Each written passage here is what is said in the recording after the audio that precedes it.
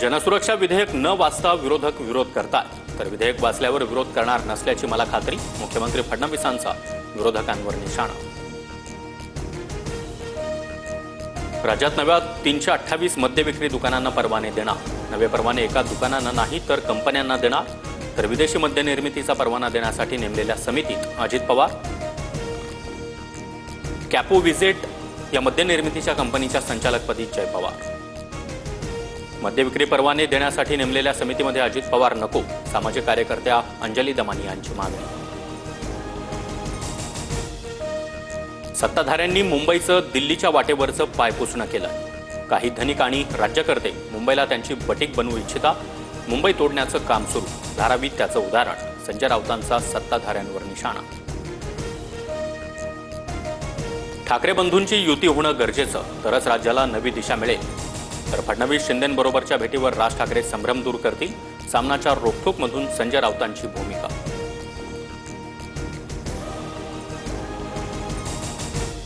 माझा video morph करून बनवला। पैशाच्या बॅगेसंदर्भात राऊतांच्या आरोपानंतर शिरसाट यांचा दावा। तर व्हिडिओ मॉर्फ केला की नाही हे फॉरेन्सिक लॅब ठरवेल, राऊतांचं प्रत्युत्तर।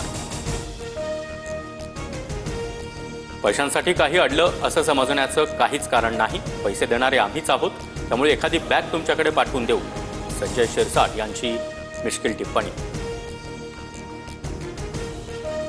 जोपर्यंत तथ्य कळत नाही तोपर्यंत शिरसाट यांनी राजीनामा द्यावा। एकनाथ खडसे यांच्याकडून संजय शिरसाट यांच्या राजीनाम्याची मागणी।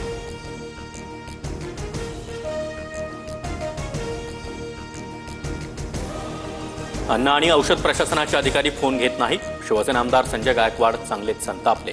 संजय गायकवाडांना पुन्हा एकदा राग अनावर। भाजपला मुंबई परप्रांतीय पैसेवाल्यांची करायची आहे। सामनाच्या रोखठोकमधून भाजपवर निशाणा। संजय राऊतांनी माफी मागावी, भाजप आमदार राम कदम यांची मागणी। लाडकी बहीण योजनेमुळे विकास कामांच्या निधीला विलंब। पुण्यातील कार्यक्रमात मंत्री दत्तात्रय भरणे यांचं वक्तव्य।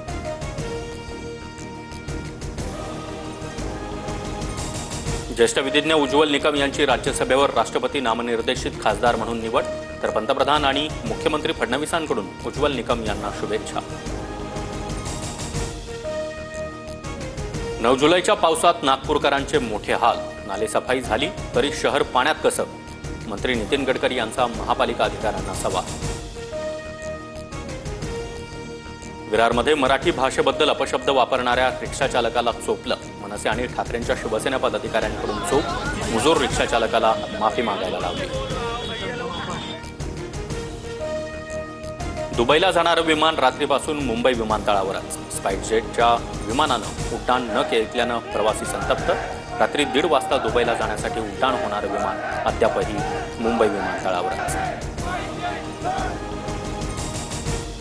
मुंबईतील आर्थर रोड कारागृहात गँगस्टर प्रसाद पुजारीवर हल्ला। 7 कैद्यांसह गँगस्टर प्रसाद पुजारी विरोधात गुन्हा दाखल।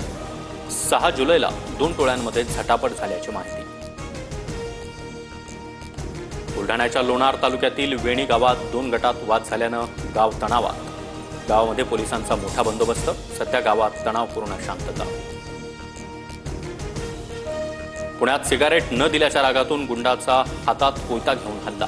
घटनेचा संपूर्ण प्रकार सीसीटीव्ही कॅमेऱ्यात कैद।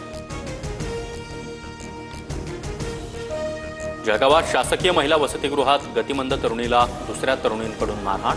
मारहाण प्रकरणी विभागीय समिती नियुक्ती। समिती चौकशी अहवाल विभागीय उपायुक्तांना सादर करणार। तुळजाभवानी मंदिराच्या विकास आराखड्यासाठी सर्वेक्षण पूर्ण। एकूण 96 मालमत्तांचं विकास आराखड्यासाठी सर्वेक्षण। तक्रारीमध्ये अडकलेल्या विकास आराखड्याच्या कामाला वेग।